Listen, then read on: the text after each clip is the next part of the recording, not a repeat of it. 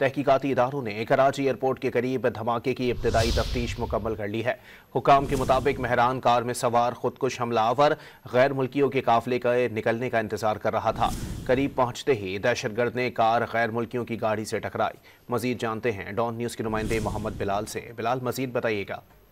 जी बिल्कुल, देखिए एयरपोर्ट के करीब धमाके के मामले पर तहकीकाती इदारों ने इब्तदाई तफ्तीश मुकम्मल कर ली है।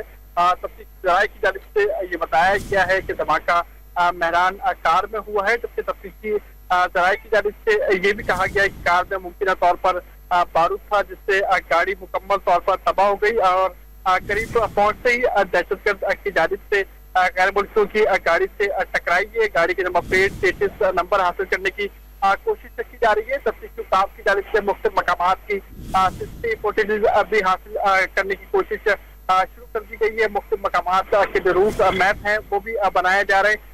जो गाड़ी इस्तेमाल हुई है उस हवाले से भी पुलिस जो है वो तहकीकात करेंगे और ये मालूम करने की कोशिश की जा रही है कि गाड़ी किसके नाम थी और जो है इस गाड़ी को कौन चला रहा था। अच्छा बिलाल, ये भी बताइएगा कि इस वक्त सिक्योरिटी इदारों की जानिब से कोई मौक़िफ़ सामने आया है, कोई इससे पहले थ्रेट अलर्ट मौसूल हुई थी?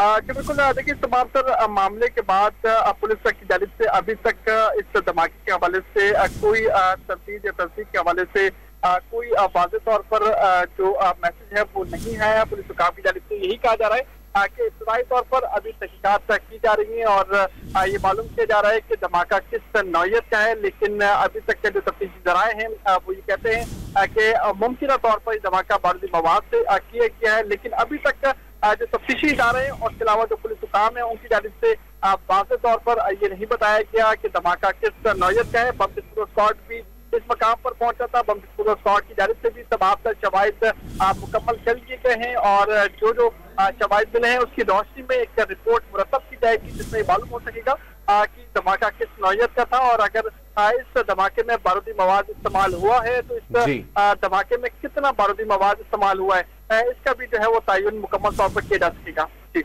बहुत शुक्रिया बिलाल।